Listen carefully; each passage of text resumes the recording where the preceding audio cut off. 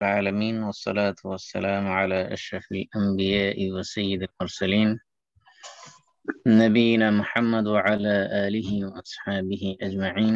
سبحانك لا علم لنا إلا ما علمتنا إنك أنت العليم الحكيم. اللهم علمنا ما ينفعنا وانفعنا بما علمتنا وزدنا علما نافعا. الحمد لله। আমরা কিসাস সংক্রান্ত আয়াত নিয়ে সূরা বাকারার আলোচনা করতেছিলাম। তো এই জন্য আমরা কিসাস সম্পর্কে মৌলিক কিছু ধারণা আমরা নিয়ে তারপরে আরো বিস্তারিত আলোচনা যাবো। এটা অনেক লম্বা আলোচনা, কারণ এটা কিসাসের উপরে এটার উপরে শত শত বই আছে শুধু এই সাবজেক্টের উপর। কারণ যেহেতু এটা ইসলামিক রাষ্ট্রের যে ক্রিমিনাল ল এর একটা অন্যতম গুরুত্বপূর্ণ চ্যাপ্টার হলো আপনার কিসাস। কারণ যত অপরাধ আছে অধিকাংশই বড় ধরনের গুরুতর অপরাধ যেগুলো এই অধিকাংশই কিসাসের সাথে সম্পৃক্ত। সেই জন্য এই নিয়ে অনেক ডিটেলস এবং বিস্তর আলোচনা আছে। এই জন্য আপনারা যারা পড়েছেন হয়তো বুঝতে পেরেছেন যে হত্যাটাকে কতগুলো ক্যাটাগরাইজ করা হয়েছে, এগুলোর শাস্তিগুলোকে একেবারে অ্যাকুরেট করার জন্য, যাতে কেউ জুলুমের শিকার না হয়। তো আমরা একটা স্ক্রিন শেয়ার দিচ্ছি। আমি একটু সামারি করেছিলাম কয়েক পৃষ্ঠা, দেখি স্ক্রিন দেখা যাচ্ছে? জি। ওকে।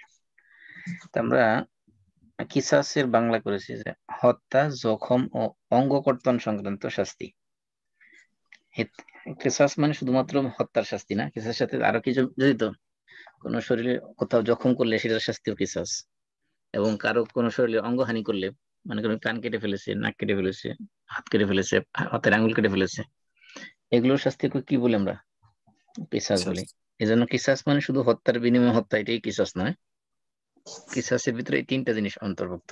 হত্যা হতে পারে, শারীরিক জখম হতে পারে, অথবা শরীরের কোনো অঙ্গ কেটে ফেলা হতে পারে। তো আমরা কিসাসের শাব্দিক আবিধানিক অর্থ পড়ছিলাম তিনটা। একটা হলো পদাঙ্ক অনুসরণ করা, 2 নম্বর বলছিলাম কোনো কিছু সাদৃশ্য হওয়া, 3 নম্বর বলছিলাম কোনো বদলা গ্রহণ করা। তাহলে বদলা বলতে কি? যেমন হত্যার বদলা হত্যা, যেহেতু আমরা কিসাসে যে তিনটা অর্থ করেছি, তিনটার বদলা তিনটা আর কি।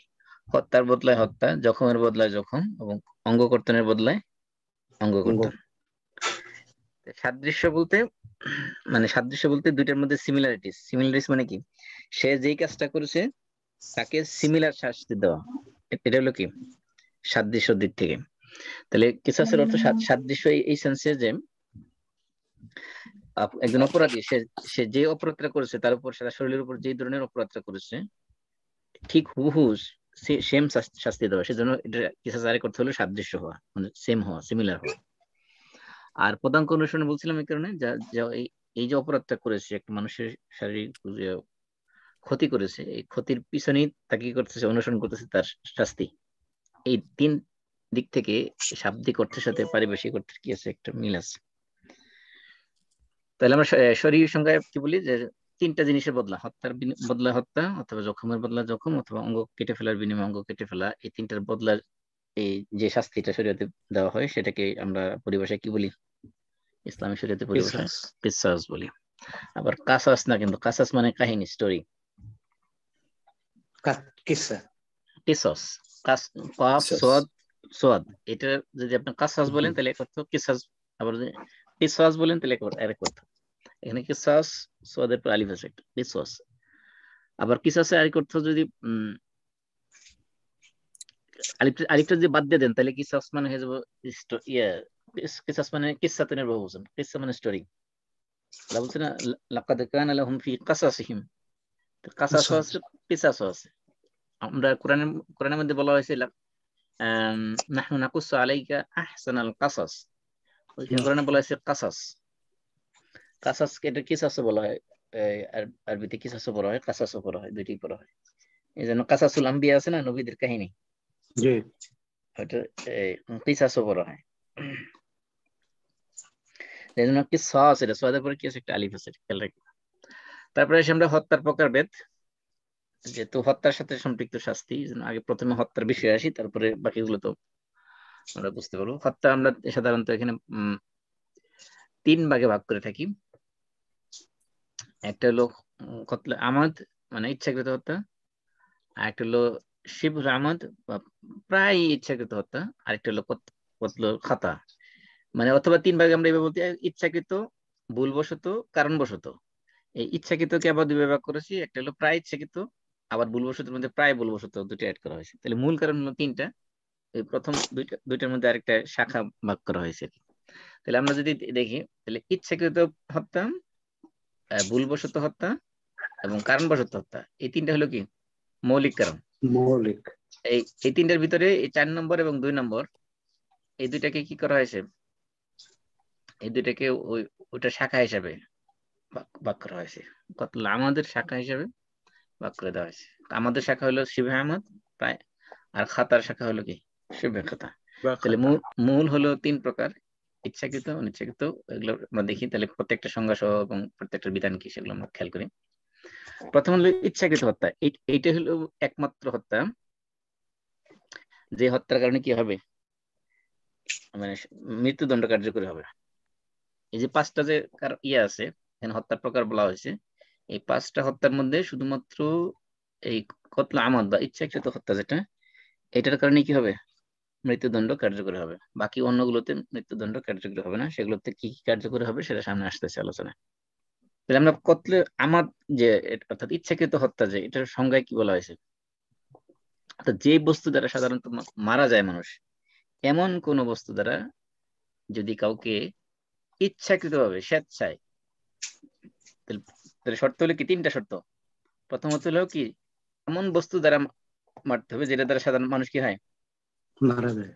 এমন এমন বস্তু বা এমন কাজের মাধ্যমে মারতে হবে যে কাজে সাধারণত মারা যায়। এটা হতে পারে যেমন হানাফি মাযহাব মতে লৌহাস্ত্র হইতে হবে, সেটা লোহার অস্ত্র হইতে পারে, বন্দুক হইতে পারে, পিস্তল হইতে পারে, দা বা খুন্তা, ছুরি, শাবল, এগুলো টেডার যেগুলো আছে লোহা জাতীয় অস্ত্র হতে হবে হানাফি মাযহাব।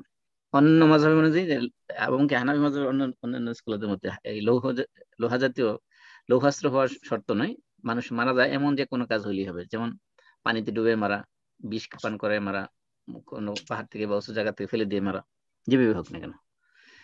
এই জন্য লৌহাস্ত্র হইতে হবে এরকম কোনো শর্ত নেই। তার মানে দেখেন 3টা শর্ত। তাহলে এমন কাজের মাধ্যমে মারতে হবে তাকে শাস্তি দেওয়ার জন্য যে কাজটা দ্বারা সাধারণত মানুষ কি হয়, মারা যায়। 2 নম্বর হলো সেখানে তার উইলিংনেস থাকতে হবে, সে ইচ্ছা করে মেরেছে এমন হতে হবে। 3 নম্বর শর্ত হলো যে সজ্ঞানে সে মেরেছে এমন হতে হবে। তার যদি সেন্সলেস অবস্থায়, পাগল অবস্থায়, মাতাল অবস্থায় কিছু করে ফেলে, সেই ক্ষেত্রে কি হবে না, কার্যকর হবে না। এই কার্যকর হবে না। এবার আসি আমরা, তাহলে ইচ্ছাকৃত হত্যা যদি কেউ করে তার শাস্তি কি হবে শরীয়তে। এখানে 2 ধরনের শাস্তি আছে, একটা দুনিয়ার শাস্তি আর একটা আখিরাতের শাস্তি, পরকালের শাস্তি। দুনিয়াতে তার জন্য আল্লাহ তাআলা 4 ধরনের শাস্তি নির্ধারণ করেছেন, এবং পরকালে তার জন্য 4 ধরনের অথবা কারো কারো মতো 5 ধরনের শাস্তি আল্লাহ নির্ধারণ করেছেন। এবং এই ইচ্ছাকৃত হত্যা এটা ইসলামে যত অপরাধ আছে শিরকের পরে মানে সবচেয়ে জঘন্যতম অপরাধ হলো এটা। কারণ আল্লাহ রাসূল বলছে যে এই গোটা দুনিয়া ধ্বংস হয়ে যাওয়া, একজন মানুষকে অন্যায়ভাবে হত্যা করার চেয়ে এই গোটা দুনিয়াটা ধ্বংস হয়ে যাওয়া আল্লাহর কাছে অনেক তুচ্ছ ব্যাপার। এমনকি কোরআনের মধ্যে তো আল্লাহ বলছে যে মান কাতালা নাফসান বিগাইরি নাফসিন ফাকান্নামা কাতালান নাস জামিআ, যে ব্যক্তি অন্যায়ভাবে কোনো মানুষকে হত্যা করলো সে যেন গোটা পৃথিবীর সমস্ত মানুষকে হত্যা করলো। আর যে ব্যক্তি কোনো মানুষকে বাঁচিয়ে দিল সে যেন গোটা পৃথিবীর সমস্ত মানুষকে বাঁচিয়ে দিল। এই জন্য অন্যায়ভাবে হত্যা এটা ইসলামের খুব জঘন্যতম একটা অপরাধ। তাহলে দুনিয়াতে শাস্তি কি কি, প্রথমত সে একটা কবিরা গুনাহ করেছে এই হত্যার মাধ্যমে। দ্বিতীয়ত হলো সে যদি, যে ব্যক্তি হত্যা করেছে সে যদি মানে নিহত ব্যক্তির ওয়ারিস হয়ে থাকে, নিকটাত্মীয় হয়ে থাকে, যে তার মারা যাওয়ার কারণে কিভাবে সে সম্পদ পাবে, এমন ব্যক্তি যদি হয়ে থাকে তাহলে সে কি মিরাজ থেকে কি হবে, বঞ্চিত। মিরাজ থেকে বঞ্চিত হবে। কারণ মিরাজের মাওয়ানিউল ইরস যেগুলো আমরা পড়েছিলাম মিরাজের আলোচনায়, যে যদি কেউ কাউকে হত্যা করে তাহলে হত্যাকারী ব্যক্তি নিহত যে ব্যক্তিকে সে মেরেছে তার কোনো সম্পদ কেউ পাবে না, পাবে না। কারণ এটা ইসলাম এই জন্য রেখেছে, যদি এটা না হতো তাহলে দেখা যেত যে অনেক মানুষ সম্পদের লোভে তার আপন আত্মীয় স্বজন মেরে ফেলতো। যেমন মনে করেন যে এমন হতে পারে যে বাপ 5টা গার্মেন্টস এর মালিক, ছেলের কিছু নাই, ছেলে বিয়ে শাদী করতে পারছে না টাকার অভাবে। হ্যাঁ, এমন হতে পারে ছেলে চিন্তা করে যে আমি যদি বাবাকে মেরে ফেলি, তাহলে তো আমার আমার সমস্ত সম্পদ আমার, আমি একমাত্র ছেলে, আমি একটা লাক্সারিয়াস লাইফ লিড করতে পারবো, আমার এই মানে ইট ড্রিঙ্ক এন্ড বি মেরে যা ইচ্ছা তাই করতে পারবো দুনিয়াতে। তো এই বুড়া মানুষ রেখে লাভ কি, মেরে ফেল। এরকম একটা ঘটনা ঘটছে তো কানাডায় বছর দুয়েক আগে। কানাডায় না, এটা অনেক দেশে তাকে না, ঘটে রিটার্ন থাকে। করে ওইটার সাথে চলে গেছে। ওইটার সাথে আরো আরো ইয়ে ছিল, ঘটনা ছিল। যাও, যাই হোক, এইরকম শুধু ঘটনা একটা ঘটতে পারে কারণ। যে যে কোনো ফ্যামিলিতে করতে পারে, যে এমনকি মুসলমান ফ্যামিলিতে করতে পারে। জি জি যে জি। যদি কারো দেখে যে তাকে মেরে ফেললেই রাস্তা ক্লিয়ার, আমার জন্য সমস্ত সম্পদের মালিক আমি, তখন তাকে মেরে ফেলতে পারে। এই জন্য ইসলাম সিস্টেম করে দিচ্ছে যে ওই মৃত্যুটা যেহেতু জঘন্য অপরাধ, এই অপরাধ থেকে মানুষ যদি এই ধরনের চান্স যেহেতু না নিতে পারে, যে মেরে ফেলবে আবার সম্পদের ভাগী হবে, এটা যাতে না হতে পারে, সেজন্য ইসলাম বিধান দিয়ে দিয়েছে যে মাওয়ানিউল ইরসের মধ্যে দিয়েছে যে হত্যাকারী ব্যক্তি এই নিহত ব্যক্তির কোনো সম্পদ পাবে না, টোটালি বঞ্চিত। এমনকি যদি তার আপন যদি সন্তান হয়, সন্তান যদি পিতাকে হত্যা করে, হত্যার কারণে তার পিতার কোনো ধরনের সম্পত্তি পাবে না, কানা করিয়ে পাবে না, সে সম্পূর্ণভাবে মাহরুম হবে, যেহেতু সে হত্যাকারী। এটা হলো 2 নম্বর শাস্তি তার দুনিয়াতে। 3 নম্বর শাস্তি হলো পেসাস নিতে পারবে হত্যার কারণে। পেসাস তো আমরা বলছি যে হত্যার বিনিময়ে কি, হত্যা, অথবা কঠোর দিয়ত, এটাকে আরবিতে বলে দিয়াতুন মুগাল্লাযা। মুগাল্লাযা মুগাল্লাযা মানে হলো কঠোর। তো দিয়ত সাধারণত 2 ধরনের হতে পারে, একটা হলো দিয়ত মুগাল্লাযা আর একটা হলো মুখাফফাফা। তো আমরা মুগাল্লাযার মধ্যে আসি। তো তবে এখানে মনে রাখবেন, দিয়ত মানে হলো 100 উষ্টির দাম দিতে হবে তাকে, এটা 100 উষ্টি দিতে হবে, অথবা 100 উষ্টির দাম দিতে হবে। এখন মুগাল্লাযা হলো যে এই 100 উষ্টির আবার কিছু স্পেসিফিকেশন আছে, যে এই ধরনের উষ্টি হতে হবে, এটা হলো মুগাল্লাযা। আর মুখাফফার ক্ষেত্রে ওইখানে উষ্টিকে 5 ভাগে ভাগ করে দেওয়া হয়েছে, ওগুলো একটু বয়স একটু কম, অল্প বয়স্ক উষ্টির ক্ষেত্রে বলা হয়েছে। যে আমরা যেহেতু এখন মুগাল্লাযার বিষয়ে আসছে, আমরা মুগাল্লাযা নিয়ে আলোচনা করি। প্রথমত হলো যে এই যে 100 উষ্টি যে হবে, এর 30টি উষ্টি হতে হবে 3 বছর বয়স্ক, এগুলোকে বলা হয় আরবিতে হেক্কা। আর বাকি 30টি হতে হবে 4 বছর বয়সের, এগুলোকে বলা হয় জিজা। জিজআ, এই জিজআ হেক্কা, এগুলো আপনার যখন জাকাতের নিসাব করেন তখন দেখবেন এই পরিভাষাগুলো পাইবেন, যে ওটের জাকাত যখন দেওয়া হয় তখন এই ধরনের পরিভাষাগুলো আপনারা পাইবেন। তবে এতটুকু আপনার জানলে হবে যে 3 বছরের ওট হইতে হবে কয়টা, 30টা। 30টা 4 বছর হইতে হবে কয়টা, 30টা। 30টা। আর বাকি যে 40টা থাকবে, 30 30 60, বাকি রয়েছে কয়টা, 115 হইতে 40টা। এই বাকি 40টা হইতে হবে যে পেটে বাচ্চা আছে গর্ভবতী। এমন, গর্ভবতী। ও সাংঘাতিক ব্যাপার, কঠিন ব্যাপার। তার মানে তো বোঝাই যাচ্ছে যে যে উষ্টিটা গর্ভবতী, সেটার দাম তো বাজারে অনেক বেশি হবে তুলনায়। এজন্য এটাকে বলা হয়েছে, এই দিয়াতটাকে বলা হয়েছে দিয়াতে মোগাল্লাযা, অর্থাৎ কঠোর দিয়াত।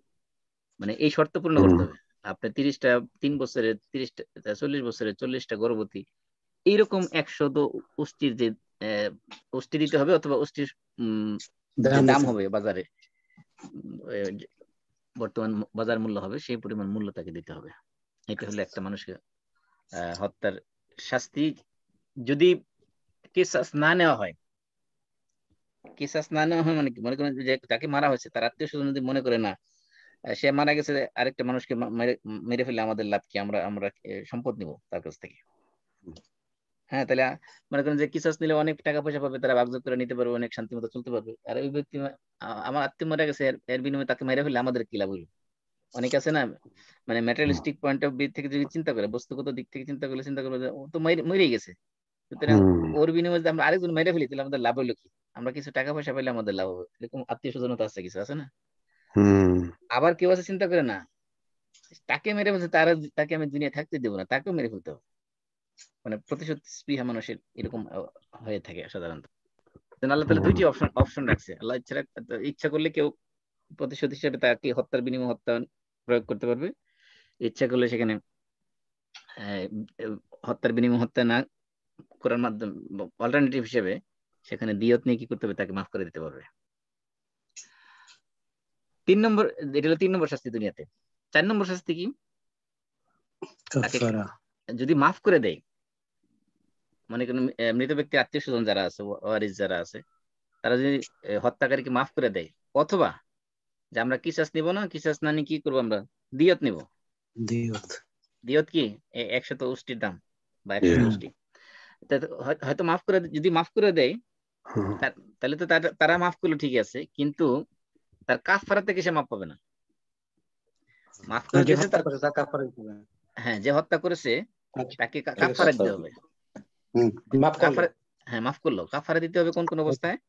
যদি আত্মীয় স্বজন মাফ করে দেয়, নিহত ব্যক্তির আত্মীয় স্বজন মাফ করে দিলেও কাফারা দিতে হবে। আত্মীয় স্বজনের দিয়ত নেয়, সেই ক্ষেত্রে কি করতে হবে তাকে? দিয়ত দিলে তো তখন ওই যে দিতে হবে, যে দিয়ত তখন দিয়ত নিলেও দিয়ত তো নিয়েও দিবেই। কাফারা দিতে হবে। দিয়ত দেওয়ার পরেও আবার কাফারা দিতে হবে। আচ্ছা, তার মানে কি, তার মানে এখানে কিছু দুইটা শাস্তি, কাফারা। দুইটা শাস্তি একসাথে আসতেছে পাশাপাশি। হুম, একদিকে দিয়াত প্লাস কি, আর একটা প্লাস কাফারা। কাফারা। তাহলে কাফারাটা কি? মানে কাফারা বোথ সিচুয়েশনে। হ্যাঁ, বোথ সিচুয়েশন। মানে দিয়াত দিলেও কাফারা দিতে হবে, আবার যদি তারা মাফ করে দেয় যে আমরা দিয়াত নিব না, আমরা কি করব না, আমরা কিসাসও নিব না, আত্মীয় স্বজন বললে যে মরে গেছে তো মরে গেছে, সুতরাং আমরা তাকে মাফ করে দিলাম, টোটালি মাফ করে দিলাম, তার কোনো দিয়াত দিতে হবে না, যদি তারা দিয়াত মাফ করে দেয়। হ্যাঁ, অথবা মনে করেন কোনো কিছু দাবি করলো না, এই ক্ষেত্রে কি করতে হবে তাকে? হত্যাকারীকে কাফারা কাফারা দিতে দিতে হবে। হবে। তো কাফারাটা কি? কাফারাটা হলো একজন ইমানদার গোলাম আজাদ করতে হবে। এখানে শর্ত আছে, মুমিন হইতো। হুম, এটা পামু কই? ফাতাহরিরু রাকাবাতিন মুমিনাতিন, ইমানদার গোলাম আজাদ করতে হবে। কাফের গোলাম আজাদ করলে কি হবে না? হবে না। অমুসলিম কোনো গোলাম আজাদ করলে হবে না, যেহেতু এই গোলামের আজাদের সিস্টেম নাই, কারণ রাসূলের যুগে ছিল বলে ওই সময় এই গোলাম আজাদের কে উৎসাহ দেওয়ার জন্য ইসলামের বিভিন্ন বিধানের সাথে কি করেছে, গোলাম আজাদকে যুক্ত করে দেওয়া হয়েছে। এই যে ইসলামে এই দাস প্রথা, যেটা এই দাস প্রথাকে উচ্ছেদ করার জন্যই ইসলাম কি করেছে, বিভিন্ন ভাবে মানুষকে দাস প্রথা থেকে মুক্তি দেওয়ার জন্য বিভিন্ন ওয়াতে উৎসাহ দিয়েছে। একটা মাধ্যম হলো বিভিন্ন কাফারার ইয়ে হিসেবে, কাফারার উপাদান হিসেবে আল্লাহ তাআলা গোলাম আজাদ উল্লেখ করে দিয়েছেন। তবে যেহেতু গোলাম যেহেতু নাই, তাহলে বর্তমানে কি করতে হবে? যদি গোলাম না থাকে, তার অল্টারনেটিভ হিসেবে হলো 2 মাস ধারাবাহিক কি করতে হবে? রাখা। রোজা। রোজা রাখা। একাধারে একটা না 60টা রোজা রাখতে হবে, without break. Without break. Without break, any শরীর, উইদাউট এনি ভ্যালিড শরীয় রিজন। শরীয়তের ভ্যালিড রিজন যেগুলো আছে, এমন কারণে যদি দুই একটা ভেঙে ফেলে, সেই ক্ষেত্রে বা কয়েকটা ভেঙে ফেলে, সেই ক্ষেত্রে যখনই ভ্যালিড রিজন সরে যাবে, তখন থেকে আবার কন্টিনিউ করতে হবে। ফর এক্সাম্পল, যদি কোনো মহিলা কোনো হত্যাকারী হয় কারো, হ্যাঁ, তো মহিলাদের তো স্বাভাবিকভাবে তাদের মান্থলি একটা সময় তাদের সার্কেল থাকবে, পিরিয়ড থাকবে, সেইখানে তাদের কি করতে হবে? রোজা ভাঙতে হবে, ঠিক কিনা? জি। তাহলে তারা কন্টিনিউশন করবে কিভাবে? 2 মাস কন্টিনিউ ধারাবাহিক রোজা রাখবে কিভাবে? সেই ক্ষেত্রে বিধান হলো, যেদিন থেকে পিরিয়ড শুরু হবে সেদিন থেকে স্টপ হয়ে যাবে রোজা, আবার যেদিন পিরিয়ড শেষ হয়ে যাবে সেদিন থেকে আবার ধারাবাহিক ভাবে কি করতে হবে? রোজা রাখা। রোজা রাখতে হবে। যেদিন পিরিয়ড বন্ধ হয়ে গেছে সেদিন যদি একদিন গ্যাপ দেয়, তাহলে গ্যাপ দিলে যেদিন গ্যাপ দিবে সেদিন থেকে আবার কি করতে হবে? নতুন করে শুরু করতে হবে। তার মানে এখানে আল্লাহ তাআলা শর্ত দিয়েছে কি, মানে কত কঠোর শাস্তিটা দিয়েছে, যে ধারাবাহিক রোজা রাখতে হবে, এবং সেটা 60টা রোজা রাখতে হবে ধারাবাহিক, একদিনও গ্যাপ দেওয়া যাবে না মাঝখানে। তার মানে ওই কারণে যদি গ্যাপ হয়, তাহলে আবার 60 রাখতে হবে নাকি? হ্যাঁ, আবার সেটা। যদি কোনো সময় গ্যাপ হয়ে যায়, তাহলে সেই যেখান থেকে গ্যাপ হবে সেখান থেকে আবার নতুন করে কাউন্ট শুরু হবে। কেমনে করবে তাহলে? আবার পরের মাসে সাইকেলেতে পড়ে দেবো? ওই সাইকেলে তো বললাম তো, সাইকেলে তো সরি রিজন, এই রিজন যদি যতক্ষণ থাকবে ততক্ষণ তার জন্য ভাঙার সুযোগ আছে, যেহেতু যেদিন পিরিয়ড শেষ হয়ে গেছে সেদিন তো আর তার সুযোগ নেই। ওকে। যেহেতু পিরিয়ড শেষ হওয়ার পরে একটা রোজা সে ইচ্ছাকৃতভাবে ছেড়ে দিয়েছে, তার মানে সে কন্টিনিউশন ব্রেক করেছে। কন্টিনিউশন ব্রেক করলো ওইটা। হ্যাঁ, কিন্তু ব্রেক যদি না এমন হয় করলে যে মনে করেন যে পিরিয়ড শেষ, ইচ্ছাকৃতভাবে কন্টিনিউশন, ইচ্ছাকৃতভাবে কন্টিনিউশন ব্রেক করলে, এই ক্ষেত্রে আবার কি হবে? নতুন করে কাউন্ট শুরু হবে। নতুন করে কাউন্ট। মানে শরীর ওজন ছাড়া। শরীর ওজন ছাড়া, Okay. যেমন পিরিয়ডে ওজন, এটা তো শরীর ওজন। এই ক্ষেত্রে যতদিন পিরিয়ড চলবে ততদিন সে ভাঙতে পারবে, সমস্যা নেই। তাহলে দুনিয়াতে শাস্তি পেলাম কি? 1 নম্বর, এটা সে বড় কবিরা গুনাহ করেছে। 2 নম্বর, সে যদি ওয়ারিস হয়ে থাকে তাহলে মিরাজ থেকে বঞ্চিত হবে হত্যা করার কারণে।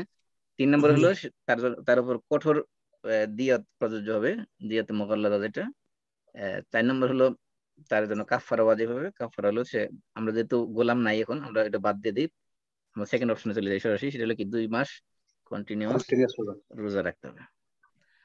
এটা হলো দুনিয়া শাস্তি। পরকালের শাস্তি কি? পরকালের শাস্তি আল্লাহ তাআলা সূরা নিসা 93 নম্বর আয়াতে বলে দিয়েছেন। আল্লাহ বলেছেন ওমাই ইয়াকতুল মুমিনান মুতাআম্মিদান, ওমাই ইয়াকতুল, যে ব্যক্তি হত্যা করবে, মুমিনান, কোন মুমিনকে, মুতাআম্মিদান মানে উইলিংলি, স্বেচ্ছায়, ইচ্ছাকৃতভাবে।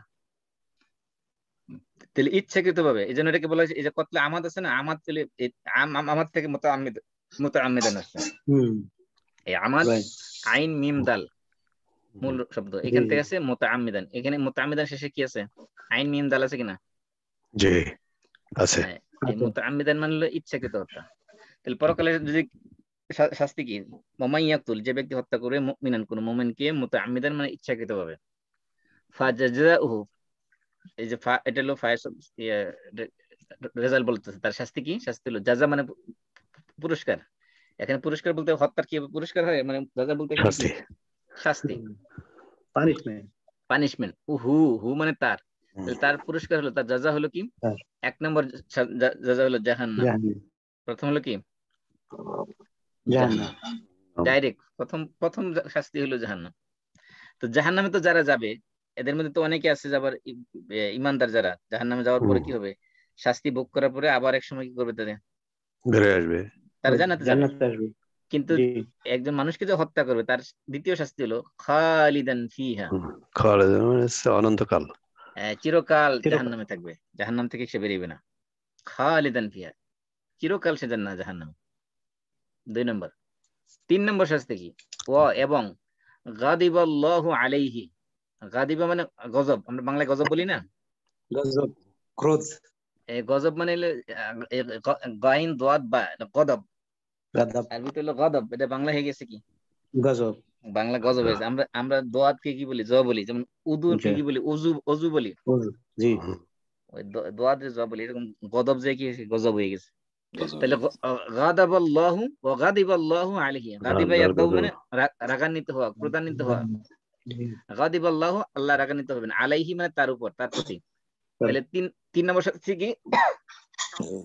কিয়ামতের দিন আল্লাহ তার প্রতি অত্যন্ত রাগান্বিত হবেন, গোসা হবেন, ক্রোধান্বিত হবেন। 3 নম্বর। 4 নম্বর শাস্তি ওয়ালাআনাহু, লাআনা ইয়ানা লানত দিবেন। লানত আমরা বলি না যে তোর প্রতি আল্লাহর লানত, অভিশাপ। অভিশাপ। লানত অভিশাপ। তাই আল্লাহ তাআলা লানত দিবেন তাকে। লানত কি আমাদের দুনিয়ার মানুষের লানত না, লানতের কে দিবে? আল্লাহ, স্বয়ং আল্লাহ দিবে। আল্লাহ, যে আল্লাহ নিজে আদর করে, যত্ন করে, নিজ হাতে মানুষকে বানাইছে, সেই মানুষকে তুমি হত্যা করে বলছো, কত বড় আসপর্দা তোমার। আল্লাহ বলছেন ওয়ালাআনাহু, আল্লাহ তাকে লানত করবে, স্বয়ং আল্লাহ তাকে লানত করবে। এটা হলো 4 নম্বর। 5 নম্বর হলো ওয়াআদ্দা লাহু আযাবান আযীমা, এবং তার জন্য রয়েছে আযাবান আযীমা, ভয়াবহ শাস্তি। Great punishment. এই 5টা শাস্তি হলো পরকালে। আর দুনিয়াতে কয়টা? 4টা। দুনিয়াতে 4টা, পরকালে 5টা। এই ভয়াবহ শাস্তি হলো ইচ্ছাকৃতভাবে কোন মানুষকে হত্যা করার শাস্তি। তাহলে তো প্রশ্ন থেকে গেল যে দুনিয়াতে সে মানে আল্লাহর বিধান মতো শাস্তি পাইলো, তাহলে তার এটা মাফ হয়ে যাবে না? 60টা রোজা রাখলো, এত কিছু করলো, এটা তো সে দুনিয়া শাস্তি থেকে মাপ পেল। বা ইভেন তাকে এখন যদি এমন হয় যে সে এটা এমন হতে পারে যে এই যে আল্লাহ তাআলা যে আয়াতটা বলছেন সূরা নিসার 93 নম্বর আয়াত, এটা যদি এমন হয় যে কাউকে মারার পরে সে তওবা না করে যদি মৃত্যুবরণ করে, তখন এটা কার্যকর হবে। কিন্তু যদি সে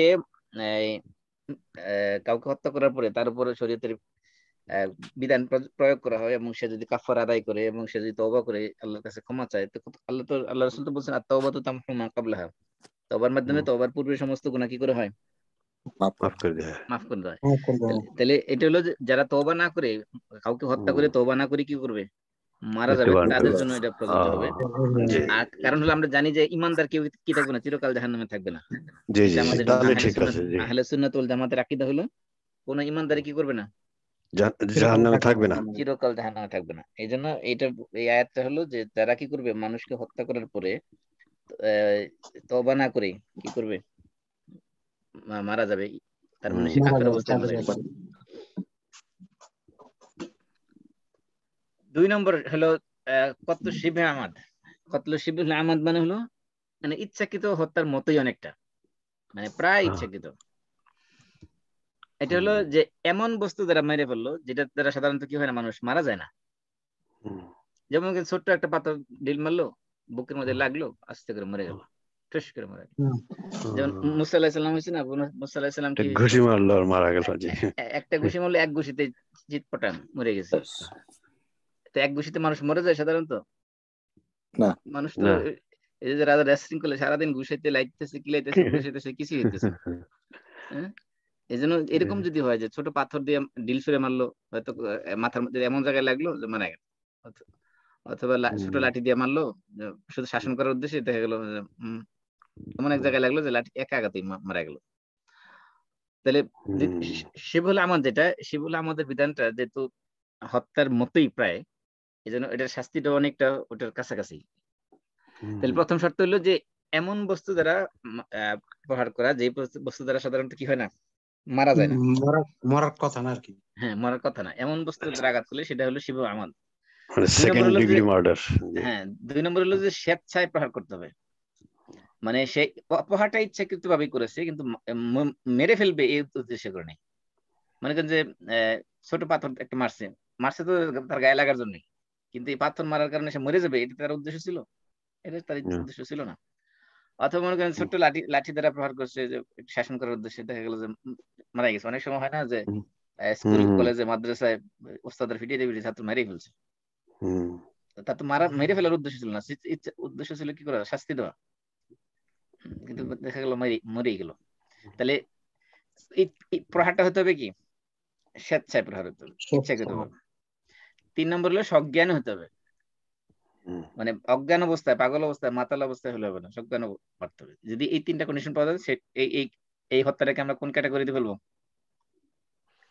শিবুল আহমদ বা প্রায় ইচ্ছাকৃত হত্যার মধ্যে আমরা ফেলবো। এই ক্ষেত্রে এটা শাস্তি কি?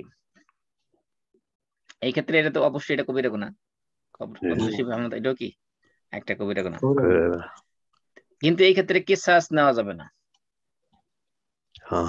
কিসাস নেওয়া যাবে না কারণ কি, যেহেতু এখানে সন্দেহ আছে। হ্যাঁ, কারণ কি তার আমাদের প্রথম কিসাসের ক্ষেত্রে প্রথম যে কন্ডিশন দিয়েছিলাম, প্রথম কন্ডিশনটা আমাদের কি ছিল, স্বেচ্ছায় হতে হবে, স্বেচ্ছায় সজ্ঞান। হ্যাঁ, স্বেচ্ছায় সজ্ঞান হতে হবে। এখানে স্বেচ্ছায় সে কাজটা করছে ঠিক আছে, কিন্তু স্বেচ্ছা কি করে নাই, হত্যা করে নাই, হত্যা করেনি, মানে হত্যা করার উদ্দেশ্যে আঘাত করেনি। স্বেচ্ছাতে আঘাতটা করছে ঠিকই, কিন্তু স্বেচ্ছা তার হত্যার ইচ্ছা তার ছিল না তার মধ্যে, ঠিক কিনা? জি, মানে এই যে সে যে প্রহার করছে, প্রহারের মধ্যে কোনো তার ইচ্ছা ছিল না, বিষয়টা এমন না। প্রহার করার মধ্যে তার ইচ্ছা ছিল যে আমি তাকে মারতেছি, মারার উদ্দেশ্যে আঘাত করতেছি, কিন্তু এই প্রহারের মাধ্যমে যে মারা যাবে এটা কি ছিল না, এটা তার ইচ্ছা ছিল না। তাহলে ইচ্ছা ছিল শুধুমাত্র প্রহারের, মারার ইচ্ছা ছিল না। তারপরে সজ্ঞানে প্রহার হতে হবে। এই যদি এই 3টার মধ্যে পাওয়া যায় তাহলে কিসাস নেওয়া যাবে না, যেহেতু কি আছে তার ইচ্ছার ব্যাপারে। ইচ্ছার ব্যাপারে বলতে কি, এখানে হত্যার ইচ্ছার ব্যাপারে, হত্যার ইচ্ছার ব্যাপারে। হত্যার ইচ্ছার ব্যাপারে যদি সন্দেহ আছে, সুতরাং এখানে, আর সন্দেহ যেখানে আছে সেখানে কি করা যাবে না, কিসাস প্রয়োগ করা যাবে না। কিসাস হইতে হবে একেবারে ক্লিয়ার কাট বিষয়ের মধ্যে, কনফার্ম। আর এই কতলে আমাদের মধ্যে যেরকম কি ছিল, দিয়তে মোগাল্লাজা ছিল। দিয়াত মোগাল্লাজা মানে কঠোর দিয়াত, যে আমাদের মধ্যে এই কঠোর দিয়াত কি হবে, এখানে কার্যকরী হবে। তারপরে কি হবে, কাফারাও আদায় করতে হবে। তাহলে এখানে কতলে আমাদের শিবে আমাদের মধ্যে পার্থক্য কি, এখানে মানে কিসাসটা হবে না আর কি। আর সব তার মানে এই যে 5 প্রকারের যে হত্যা, 5 প্রকার হত্যার মধ্যে শুধুমাত্র কতলে আমাদ যেটা, সেটার মধ্যে কি হবে, কিসাস হবে। সেটার মধ্যে শুধুমাত্র মৃত্যুদণ্ড আছে, বাকিগুলোতে একটা তো কি নেই, মৃত্যুদণ্ড নাই। তাহলে কাফারা আছে 2টার মধ্যেই। জি, প্রথম 2টার মধ্যে কাফারা আছে, বাকিগুলোতে কোনটাতে কাফারা আছে কোনটাতে নাই সেটা আমরা দেখতেছি। দিয়ত আছে এটার মধ্যে। তাহলে দিয়ত মানে, তাহলে এই কতলে শিবে আমাদের মধ্যে মূলত আছে 2টা, একটা হলো দিয়ত মোগাল্লাজা, দিয়ত, আর একটা 2 নম্বর কি, কাফারা। কাফারা। এই 2টাই হলো শাস্তি, কাফারা আর দিয়ত, এই 2টা মনে রাখলে হবে। যেহেতু কিসাস নাই, সুতরাং এটা মনে না রাখলে সমস্যা নেই। তাহলে শিবে আমাদের মধ্যে শাস্তি হলো 2টা, একটা হলো দিয়াত মোগাল্লাজা, আর একটা হলো কি, আর একটা হলো কাফারা। কাফারা কি জানো, কতটা বলছিলাম, 2 মাস, একেবারে 60টা রোজা না, কন্টিনিউয়াস 2 মাস রোজা রাখতে হবে। 2 মাস 60টা নাও হইতে পারে। রাইট। আরবি মাস তো 28 দিনে হয়, 29 দিনে হয়। হ্যাঁ রাইট। এই জন্য 60টা রোজা বলা যাবে না, বলতে হবে 2 মাস রোজা। শাহরাইনি মুতাতাবিআইনি, কোরআনে বলা হয়েছে কন্টিনিউয়াস 2 মাস, 60 দিন বলা হয়নি। জি 29 দিনে 28 দিনে কোনো মাস হয় না মনে হয় আরবি মাস। আরবি মাস হয় না 28 দিন। বলতেছি হ্যাঁ 29 দিনে হয়, 30 দিনে হয়। আরবি মাস 29 30। তারপরে আসি আমরা 3 নম্বর হত্যা। 3 নম্বর হত্যাকে বলা হয়েছে কতলুল খাতা। খাতা মানে ভুল, ভুল করে, ভুল বশত। এই ভুল 3 দিক থেকে হতে পারে। একটা হলো ব্যক্তির দিক থেকে ভুল, একটা হলো কাজের দিক থেকে ভুল, একটা হলো ব্যক্তি এবং কাজ দুইটার দিক থেকে ভুল। এখন দেখেন ব্যক্তির দিক থেকে ভুল কিভাবে হতে পারে। মানে আমি টার্গেটে ভুল করেছি, শিকার করতে গেছি, একটা দেখলাম কালো মতো একটা দেখা যাচ্ছে, মনে করছে যে এটা মানে হরিণ হবে, কিন্তু আসলে একটা মানুষ বসে ছিল সেখানে। মনে করেন যে হরিণের কালারে একটা কাপড় পরিয়ে বসেছিল ফর এক্সাম্পল। তা আমি কি করলাম, হরিণ মনে করে কি করলাম, গুলি করলাম বা তীর মেরে দিলাম। তাহলে যে শিকারী পশু মনে করে মানুষকে টার্গেট বানানো, শিকারী পশু মনে করছে ঠিকই শিকারী পশু, কিন্তু আসলে সে ছিল কি সে ছিল মানুষ। তাহলে আমার কি মানুষ হত্যা করার ইচ্ছা ছিল নাকি শিকার করার ইচ্ছা ছিল? হরিণ মারার ইচ্ছা ছিল, হরিণ পশু শিকার করার ইচ্ছা ছিল। তার মানে এটা আমার যে হত্যাটা যে হয়েছে তীর লাগার কারণে বা গুলি লাগার কারণে, এটা হলো ভুলবশত, ঠিক কিনা? অথবা এমন হইতে পারে যে আপনি মনে করেন যুদ্ধের ময়দানে আর একসাথে এক পাশে মনে করেন মুসলিম বাহিনী আর এক পাশে অমুসলিম বাহিনী যুদ্ধ করতেছে। তো মুসলিম একজনকে সে অমুসলিম মনে করে কি করেছে, গুলি করে দিয়েছে। মনে করেন যে ফর এক্সাম্পল একজন হয়তো নর্মাল পোশাক পরে সিভিল ড্রেসে কোনো কাজে একটু বাইরে বেরোছে, হ্যাঁ, অথবা মনে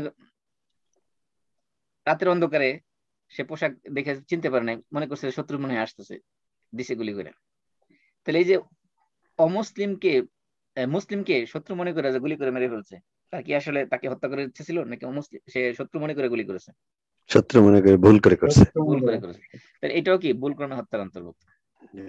তাহলে এটা ব্যক্তির পক্ষ থেকে ভুল, যে ব্যক্তি গুলি করছে তার পক্ষ থেকে ভুল। এটা হতে পারে শিকারী মনে করে মানুষকে গুলি করতে পারে, শত্রু মনে করে মুসলমানকে গুলি করতে হবে, এটা ব্যক্তির পক্ষ থেকে বলে।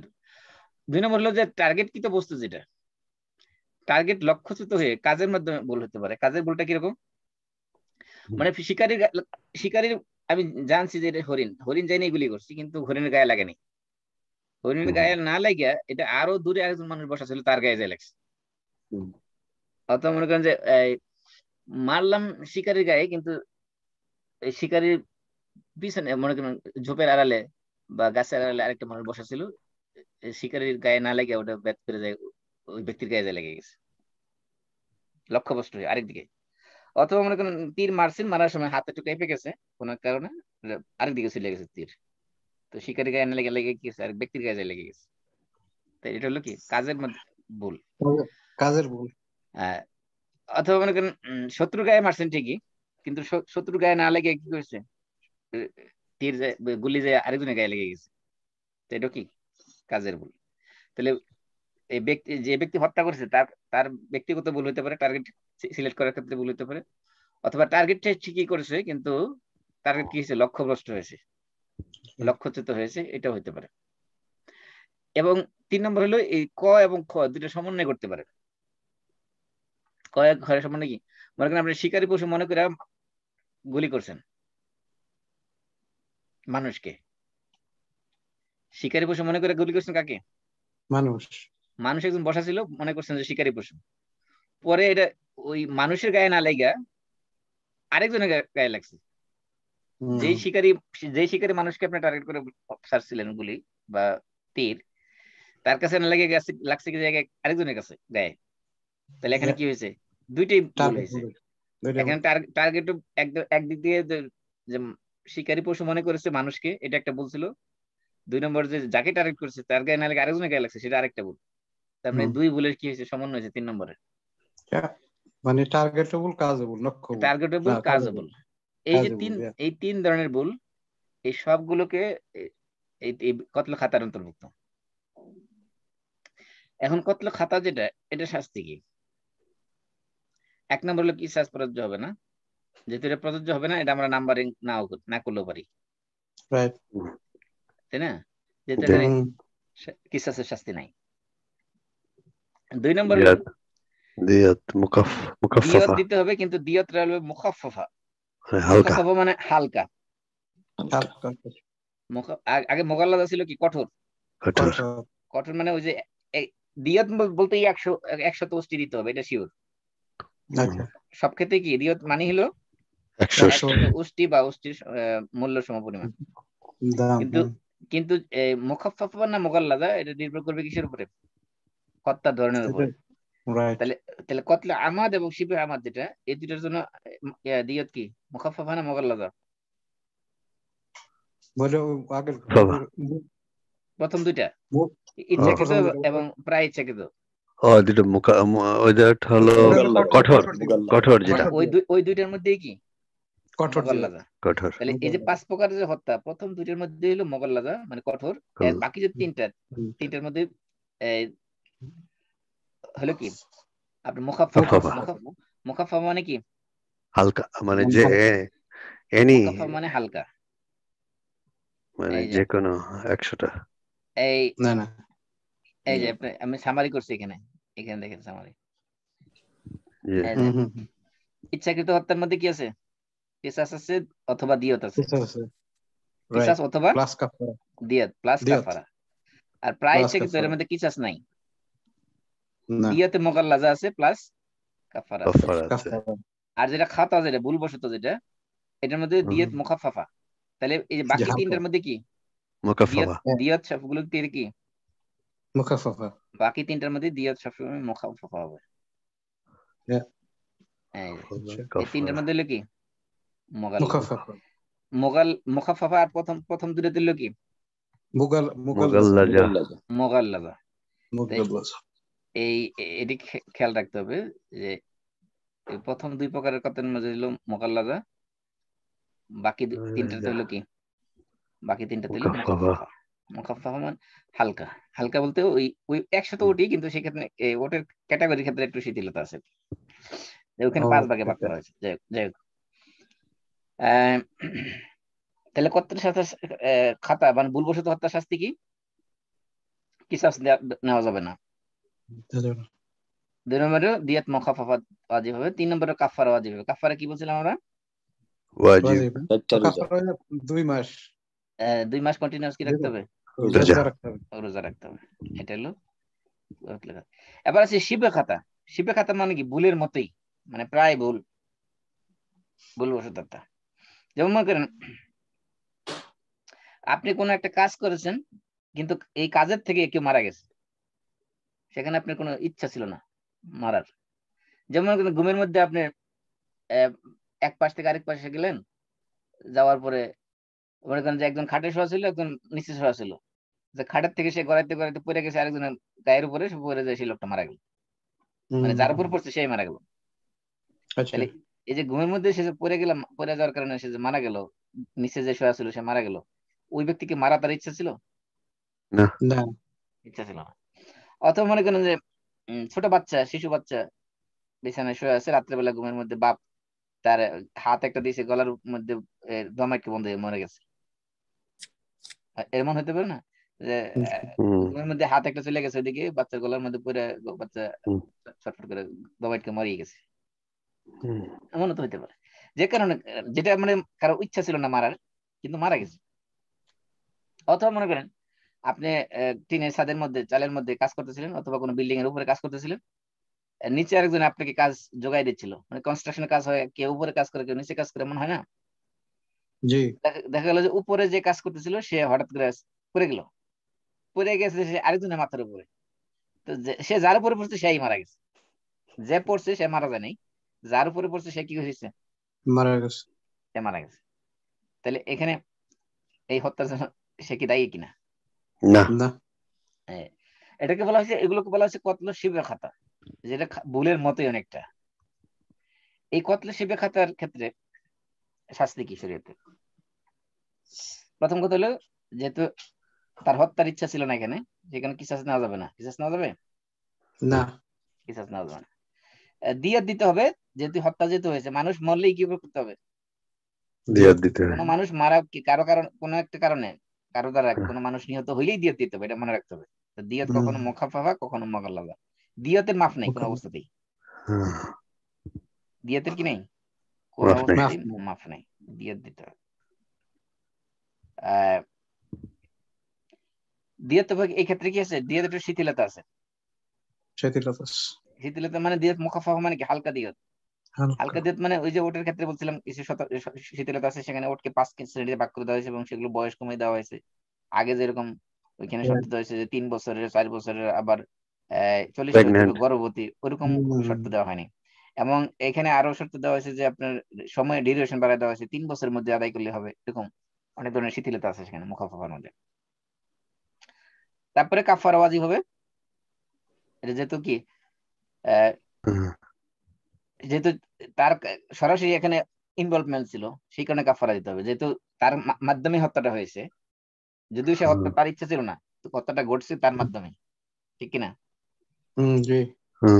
এই কারণে তাকে কি করতে হবে, কাফারাও তার উপর আদায় করতে হবে। সেটা হলো সে তাকে 2 মাস রোজা রাখতে হবে।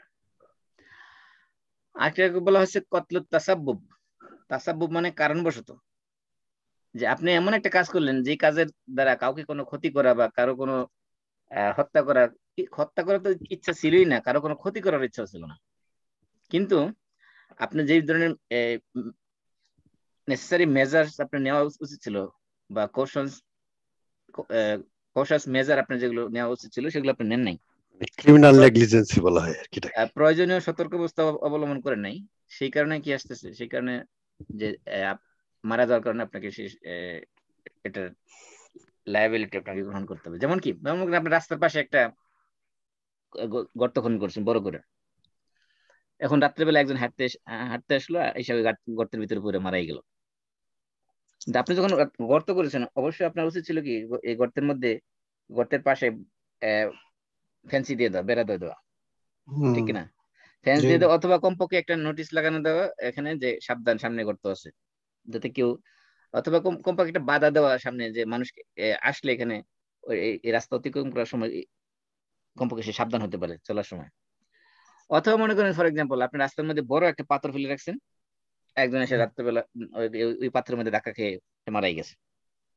অথবা অনেক সময় হয় না, যেমন রাস্তাঘাটে এই কনস্ট্রাকশনের যখন কাজ চলে বড় বড় গর্ত খনন করে রাখে, অথবা মনে করেন যে বিশাল বড় পাইপ একটা এনে রেখে দিল, একজন দেখা গেছে মোটরসাইকেল চলে আসতেছে, আইসা সামনে কোনো বাধা না দেখার কারণে সে ফুল স্পিডে আসছে, এমন ভাবে আসছে যে আর স্পিড থামাইতে না পারে, সেটার ধাক্কা খেয়ে মারা গেল। তাহলে এই যে মারা গেল, এটা হলো সে ওই যে ব্যক্তি মনে করেন রাস্তার মধ্যে পাইপ রাখছে, অথবা কোনো কনস্ট্রাকশনের কাজ বড় ধরনের ইনস্ট্রুমেন্ট রেখে দিয়েছে, তার কিন্তু ওটার দ্বারা উদ্দেশ্য ছিল না কাউকে হত্যা করা। অথবা মনে করেন যারা যারা গর্ত করলো রাস্তার পাশে, বড় ধরনের গর্ত, এই গর্ত করার উদ্দেশ্য ছিল না কাউকে মেরে ফেলা, স্বাভাবিক ভালো কাজের উদ্দেশ্যে সে করছে, কিন্তু যেহেতু এখানে মারা গেছে, মারাটা যে তার কাজের মাধ্যমে হয়েছে, তার কারণে হয়েছে, সে কারণে তাকে কি করতে হবে, এখানে তার দায়বদ্ধতা আছে। তাকে এই ক্ষেত্রে তাকে কি করতে হবে না, তাকে কি সাজ দিতে হবে, নেওয়া যাবে না তার কাছ থেকে। মনে করেন যে কনস্ট্রাকশন কোম্পানি যদি এমন করে যে রাস্তার পাশে বড় গর্ত করছে, তার এই গর্ত করে মানুষ মারা গেছে, তো এই দায়িত্ব কনস্ট্রাকশন কোম্পানিকে নিতে হবে কিনা? নিতে হবে। কিন্তু এক্ষেত্রে কি নাই, তার জন্য তার কাছ থেকে সাজ নেওয়া যাবে না, কারণ যেহেতু সে কি করে কাউকে হত্যা করার উদ্দেশ্য তার ছিল না, এবং এই ক্ষেত্রে তার কোনো কাফারা ওয়াজিব হবে না, যেহেতু সে সরাসরি কিনা সরাসরি এটার সাথে হত্যার সাথে ইনভলভ না। যেহেতু সে এখানে কি করেছে, তার প্রয়োজনীয় সতর্ক অবস্থা যেটা সাবধানতা সতর্কতা সেখানে অবলম্বন করে নাই। তার উচিত ছিল সেখানে হয়তো কোনো ফেন্স দেওয়া, অথবা মানুষকে কোনো নোটিশের মাধ্যমে কোনো এই ট্রাফিক সিগন্যাল, যেগুলো যে কোনো একটা সিগন্যাল বসায় তাকে মানুষের আগে নিরাপদ দূরত্ব থেকে সতর্ক করা, এই ধরনের যেহেতু সে কিছুই করে নাই, সেখানে তাকে কি করতে হবে, দিয়তে মুখাফাফা আদায় করতে হবে। দিয়তে মুখাফাফা মানে কি, ওই 100 হালকা মানে ওই উষ্টি তো 100ই, হালকা হইলে কয় টাকা কমবে? 100টা উষ্টি মানে 100টা লেক্সাস গাড়ির দাম আর কি, কম না। সেটাই। এই হলো এই 5 প্রকার হত্যার সাথে সম্পৃক্ত। তাহলে আমরা এতক্ষণ যা পাইলাম সামারি, এতক্ষণ আলোচনার সামারি হলো যে ইচ্ছাকৃত হত্যার মধ্যে কিসাস আছে এবং কি আছে, দিয়ত। সরি কাফারা মুগাল্লাজা। কাফারা মুগাল্লাজা না, কাফারা তো একটাই, একটাই।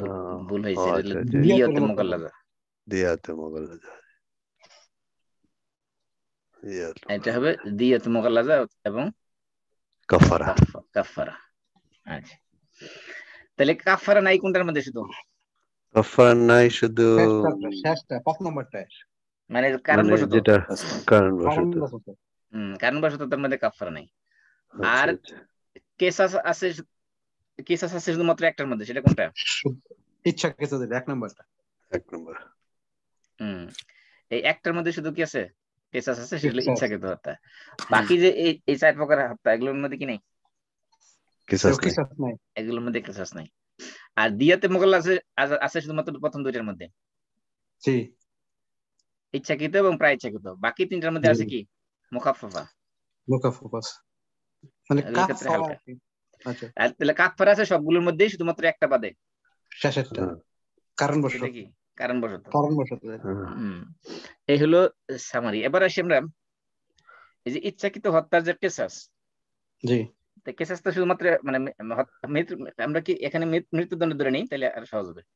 যে ইচ্ছাকৃত হত্যার যে মৃত্যুদণ্ড হবে, এই মৃত্যুদণ্ড কার্যকর করার জন্য কি কি শর্ত আছে?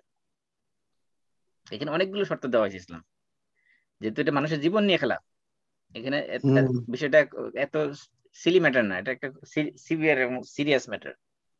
এই জন্য প্রত্যেকটা বিষয়ের সাথে অনেক অনেক শর্ত জুড়ে দেওয়া হয়েছে। প্রথম হলো হত্যাকারীর সাথে সম্পৃক্ত শর্ত, তারপর নিহত ব্যক্তির সাথে সম্পৃক্ত শর্ত, তারপর যারা কিসের দাবি করবে, ওয়ারিস যারা, নিহত ব্যক্তির ওয়ারিস আত্মীয় স্বজন যারা, তাদের সাথে সম্পৃক্ত শর্ত। 4 নম্বর হলো হত্যার সাথে সম্পৃক্ত শর্ত। এই অনেকগুলো, এই সবগুলো শর্ত যদি যখন মিট হবে, তখনই কি করা যাবে? তখনই এই হত্যা কার্যকর, হত্যার মৃত্যুদণ্ড কার্যকরী করা যাবে। প্রথমে আসি আমরা যে ব্যক্তি হত্যাকারী হবে তার সাথে সম্পৃক্ত শর্ত কি কি?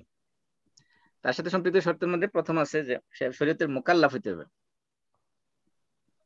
মোকাল্লাফ মানে কি? মোকাল্লাফ মানে শরীয়তের বিধান তার উপর প্রয়োগযোগ্য হতে হবে, এমন ব্যক্তি হইতে হবে। অর্থাৎ মানে সে সাবালক, মানে বালেগ হইতে হবে। নাবালেগ শিশু, যারা হত্যা করা হয়েছে সে নাকি হত্যাকারী যে ব্যক্তি মারছে, যে হত্যা পাগল হলে বা বালক হলে হবে না। যে হত্যা করছে, রাইট? হ্যাঁ, যে ব্যক্তি হত্যা করেছে রাইট, ওকে। সে বালেগ হইতে হবে। নাবালেগ শিশু যদি কারো মেরে ফেলে, তাকে কি করা যাবে না? তাকে মেরে ফেলা যাবে না। আচ্ছা, আচ্ছা। নাবালেগ শিশু মনে করেন দাও দিয়ে কূপ মারছে একজন, আর আরেক শিশুর গায়ে মাথার মধ্যে, ছোট বাচ্চা শিশু খেলতে যেয়ে কি করছে, আরেকজনের মাথার মধ্যে কূপ মারছে, কূপ লেগে মারা গেছে। এখন এর শাস্তি হিসেবে ওই বাচ্চাকে মেরে ফেলা যাবে না, কারেকশন সেন্টারে পাঠাতে হবে। হ্যাঁ। 2 নম্বর হলো অথবা মানে সুস্থ মস্তিষ্ক সম্পন্ন হতে হবে। যদি পাগল হয়, পাগল অবস্থা কি করছে, সে আরেকজনের উপর আক্রমণ করছে, ওই লোক মারা গেছে। তাহলে পাগল অবস্থা হলে কি হবে না? হত্যাকারী তার উপর কিসাস নেওয়া যাবে না। 2 নম্বর হলো মুসলিম নাগরিক হওয়া। মুসলিম নাগরিক হওয়া অথবা মুসলিম দেশে কোনো অমুসলিম স্থায়ীভাবে বসবাস করা। আচ্ছা, আচ্ছা। এটা একটা গুরুত্বপূর্ণ শর্ত। অমুসলিম যদি কোনো মুসলিম দেশে স্থায়ীভাবে বসবাস করে, তখন তাকে নিরাপত্তা দেওয়া ইসলামী রাষ্ট্রের কি আবশ্যক। মনে করেন যে যেমন আমরা যে আমাদের অনেকে আছে না যে মুসলিম কান্ট্রিতে যে মুসলমান সে অ্যাসাইলাম নিয়ে থাকতেছে, তাহলে যে ব্যক্তি অ্যাসাইলাম নিয়ে থাকবে তার নিরাপত্তা দেওয়া ওই দেশের রাষ্ট্রের জন্য দায়িত্ব কিনা? জি। তেমনিভাবে কোনো অমুসলিম যখন কোনো মুসলিম রাষ্ট্রে বসবাস করবে, জিম্মি হোক, মুআহিদ হোক, যাই হোক না কেন, তাকে দায়িত্ব দেওয়া মুসলিম রাষ্ট্রের উপর কি কর্তব্য, অবশ্যই এটা অব্লিগেটরি। মুসলিম রাষ্ট্রের উপর এটা অব্লিগেশন, তাকে তার জীবনে নিরাপত্তা দিতে হবে। এই জন্য কোনো মুসলিম রাষ্ট্রে যে ব্যক্তি হত্যা করবে, হত্যাকারী যদি মুসলিম রাষ্ট্রের মুসলিম হয় অথবা কোনো স্থায়ীভাবে অমুসলিম নাগরিক হয়, মুসলিম রাষ্ট্রে বসবাসকারী কোনো অমুসলিম হয়, অমুসলিম যদি স্থায়ীভাবে কোনো মুসলিম রাষ্ট্রতে কি করে বসবাস করে, সেই ক্ষেত্রে তার উপর কি করা যাবে? তার উপর কিসাস। শাস্তি প্রয়োগ করা যাবে। এমন যদি হয় যে মনে করেন একজন হারবি, হারবি মানে কি, এই যে পরে আসতেছে, হারবি মানে অবৈধ অনুপ্রবেশকারী। না লেহা এই যে হারবি মানে কি অবৈধ ইলিগাল ইমিগ্রেন্ট, জি।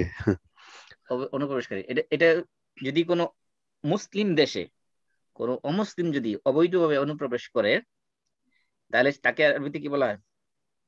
হারবি। হারবি। এই হারবি অনেক সংজ্ঞার ভিতরে অনেক কিছু আছে, এর ভিতরে এটা একটা ইনক্লুড। হারবি আবার বলা হয় যে মুসলিম সাথে সরাসরি যুদ্ধে লিপ্ত, তাকেও হারবি বলা হয়। তো এখানে বোঝাচ্ছে যে অনুপ্রবেশকারী, অবৈধভাবে অনুপ্রবেশকারী। তাহলে যদি কোনো মুসলিম দেশে কোনো অমুসলিম যদি অনুপ্রবেশ করে অবৈধভাবে, তার জীবনের নিরাপত্তা দেওয়া কি কোনো মুসলমানের উপর আবশ্যক, মুসলিম রাষ্ট্রের উপরে? না, যেহেতু জি। অবৈধভাবে প্রবেশ করছে কেউ দিমু তারে না, এটা মুসলিম রাষ্ট্রের উপরে কিনা এটা দায়িত্বের মধ্যে পড়ে না, যে কোনো অবৈধভাবে অনুপ্রবেশকারীকে তার রাষ্ট্রের নিরাপত্তা, হ্যাঁ এটা মুসলমান রাষ্ট্রের দায়িত্বের মধ্যে পড়ে না। সুতরাং ওইরকম কোনো হারবিকে যদি কেউ মেরে ফেলে, কোনো মুসলিম রাষ্ট্রের কোনো নাগরিক, সে মুসলমান হোক বা অমুসলিম হোক, ওই হারবিকে যে- আহ, অথবা কোনো হারবি যদি কি করে কোন মুসলিমকে বা অমুসলিমকে অনেক করে হত্যা করে, মারলে কোন হারবি কি করলো, তাহলে কোন অবৈধ অনুপ্রবেশকারী দেশের ভিতরে হ্যাঁ ঢুকে কি করলো, কোন মুসলিমকে বা কোন অমুসলিমকে কি করলো, সে মেরে ফেললো। মেরে ফেললো, এই ক্ষেত্রে তাকে শাস্তি দেওয়া যাবে না। মানে কোন কিসাসের শাস্তি দেওয়া যাবে না? কিসাসের শাস্তি দেওয়া যাবে না, আচ্ছা অন্য শাস্তি দেওয়া যাবে, কিন্তু কিসাস দেওয়া যাবে আচ্ছা, না। এটা একটা গুরুত্বপূর্ণ পয়েন্ট। জি জি জি। মানে অবৈধ অনুপ্রবেশকারী দেশের ভিতরে ঢুকে কাউকে কি করেছে, মেরে ফেলছে, মেরে ফেলছে, এই ক্ষেত্রে তাকে কি করা যাবে না, তাকে ধরে কিসাসের তাকে শাস্তি দেওয়া তাকে যাবে না। মৃত্যুদণ্ড কার্যকরী করা যাবে না, তাকে অন্যান্য শাস্তি দেওয়া যাবে। যেমন এই জন্য এই যে কন্ট্রাক্ট কিলাররা এক দেশ থেকে আরেক দেশে যে মারে, দুবাইতে একবার ওই যে মারলো যে প্যালেস্টাইনের একজন লিডারকে, তা এগুলা শাস্তি দেওয়া যাবে না তাহলে? কান্ট্রি আইনে যেতে পারবে। এদের এটা তো বললাম একটা যে শরীয়তের যে কিসাসের যে বিধান, কিসাসের বিধানের মধ্যে পড়ে না, এটা তাজিরাতের মধ্যে পড়ে। আমি আগে বলছিলাম গত ক্লাসে যে ইসরায়েল পাঠাইছিল বেশ যে কয়েকজনকে, বলতেছি অস্ট্রেলিয়া থেকে কয়েকজন, কানাডা থেকে গেছিল না, এক দুইজন, এরা যে মারছিল তাকে দুবাইতে। সেটা তো আপনার গোয়েন্দাগিরির মধ্যে পড়ে, সেটা আলাদা বিষয়। ও আচ্ছা আচ্ছা। সেখানে তো তারা বড় ধরনের একটা রাষ্ট্রের বিরুদ্ধে গোয়েন্দাগিরি করছে, অনেক বড় ধরনের অপরাধ করছে, সেটা আলাদা বিষয়। আমি যেটা বলতেছি যে এমনি স্বাভাবিকভাবে যদি কোনো একজন ইন্ডিভিজুয়াল ব্যক্তি, সে বড় ধরনের কোনো ক্রিমিনাল না, সে এমনিতেই ঢুকছে, মনে করেন ঢুকে করছে, সে কাউকে মেরে ফেলছে, সেই কারণে তাকে আচ্ছা আচ্ছা, তার উপর ঠিক কেসাস আছে। প্রযোজ্য হবে না।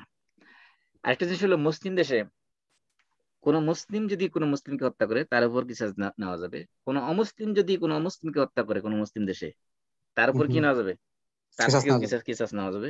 কোন মুসলিম যদি কোনো অমুসলিমকে হত্যা করে সেই ক্ষেত্রে কি করা যাবে, কিসাস নেওয়া যাবে। কোন অমুসলিম যদি কোনো মুসলিমকে হত্যা করে সেই ক্ষেত্রে কি করা যাবে, কিসাস নেওয়া যাবে। চারটা অবস্থায় মুসলমানকে হত্যা করলে কিসাস নেবে, অমুসলিমকে হত্যা করলে কিসাস নেবে, মুসলিমকে হত্যা করলে কিসাস নেবে, মুসলিমকে হত্যা করলে কি করা যাবে, কিসাস নেওয়া। অর্থাৎ যেভাবেই হোক না কেন, যে যাকে হত্যা করুক না কেন, কিসাস নেওয়া যাবে।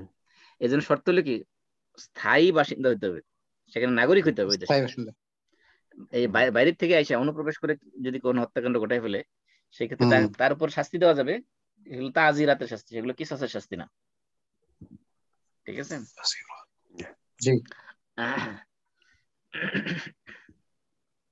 এবং হারবি কোনো মুসলিম অমুসলিমকে হত্যা করলেও মৃত্যুদণ্ড দেওয়া যাবে না। হারবি যদি কোনো মুসলিমকে বা অথবা অমুসলিমকে হত্যা করে, তাকে কি করা যাবে না, মৃত্যুদণ্ড দেওয়া যাবে না। দেওয়া যাবে না। এই যে অবৈধ অনুপ্রবেশকারী এসে কোনো মুসলিমকে মেরে ফেললে মৃত্যুদণ্ড দেওয়া যাবে না। কিন্তু এমনি স্বাভাবিকভাবে হত্যাকারী মৃত্যু যদি মুসলিম অমুসলিম যেই হোক না কেন, সর্বাবস্থা কি করা যাবে, মৃত্যুদণ্ড দেওয়া যাবে যদি স্থায়ী বাসিন্দা হয়। এই যে এখানে খেয়াল রাখবেন, স্থায়ী নাগরিক কি তবে স্থায়ী নাগরিক, এটা অমুসলিম হোক বা মুসলিম হোক, মুসলিম নাগরিক হোক বা মুসলিম নাগরিক, স্থায়ী বাসিন্দা হতে হবে, বাইরের থেকে আসলে সেটা হবে না। তারপরে আরেকটা শর্ত হলো, হত্যার ইচ্ছা সন্দেহ মুক্ত থাকতে হবে। অর্থাৎ সে যে হত্যা করেছে, এখানে আসলে তার ইন্টেনশন বা উইলিংনেস ছিল কিনা এই ব্যাপারে একবার সন্দেহ মুক্ত হতে হবে। যদি বিন্দু পরিমাণ সন্দেহ থাকে যে না, তার হত্যা করার ইচ্ছা ছিল না, এই ধরনের কোনোভাবে যদি সন্দেহ একটা বের করা যায়, এটা হলো আইনের লফলস আর কি। ও আচ্ছা। যদি কোনোভাবে সন্দেহ বের করা যায় না, এই কারণে বোঝা গেছে যে তার ভিতরে কি ছিল না, হত্যা করার ইচ্ছা ছিল না, ওইরকম কোন ধরনের লফল যদি পাওয়া যায়, তারপরে তার উপর কি করা যাবে না, কিসাস করা যাবে না। কিসাস কার্যকরী করা যাবে না। অর্থাৎ তার ইচ্ছাটাকে একেবারে ক্লিয়ার কাট, আপনার কি বলি আমরা, ব্লেটান্ট ইন্টেনশন আর কি, অবভিয়াস একেবারে, যেটা এরকম ইন্টেনশন থাকতে, সন্দেহ মুক্ত থাকতে হবে ইন্টেনশনটা, যে এ ব্যাপারে তার হত্যা করার ব্যাপারে, হত্যা করার যে ইন্টেনশন ছিল এ ব্যাপারে কোনো সন্দেহ নেই, এমন হতে হবে। তারপরে সে যে হত্যা করেছে, হত্যার হতে হবে স্বেচ্ছায় ও বিনা বল প্রয়োগে, তার নিজস্ব ইচ্ছায় হতে হবে। মনে করি আরেকজন তাকে বল প্রয়োগ করেছে যে তুমি যদি তারা হত্যা না করে তাহলে তোমার মেরে ফেলো। আচ্ছা আচ্ছা। এরকম যে বল প্রয়োগ করে যদি কেউ করায় কাউকে দিয়ে কোনো অপরাধ, সেই ক্ষেত্রে কি করা হবে না, এই বল প্রয়োগে বাধ্য হয়ে যে যদি কেউ কাউকে হত্যা করে, সেক্ষেত্রে তার উপর কিসাস নেওয়া যাবে না। তারপরে 5 নম্বর শর্ত হলো যে কিসাস যোগ্য নয় এমন কেউ হত্যাকাণ্ডে শরীক থাকলে সেখানে কিসাস প্রয়োগ করা যাবে না। মনে করেন 2 জন ব্যক্তি মিলে কি করেছে, একজন ব্যক্তিকে হত্যা করেছে, খেয়াল করতেছেন? এর মধ্যে একজন হলো যে কিসাস পাওয়ার উপযুক্ত, আরেকজন হলো কিসাস পাওয়ার জন্য এলিজিবল না, কিসাসের শাস্তি তার উপর প্রয়োগযোগ্য না।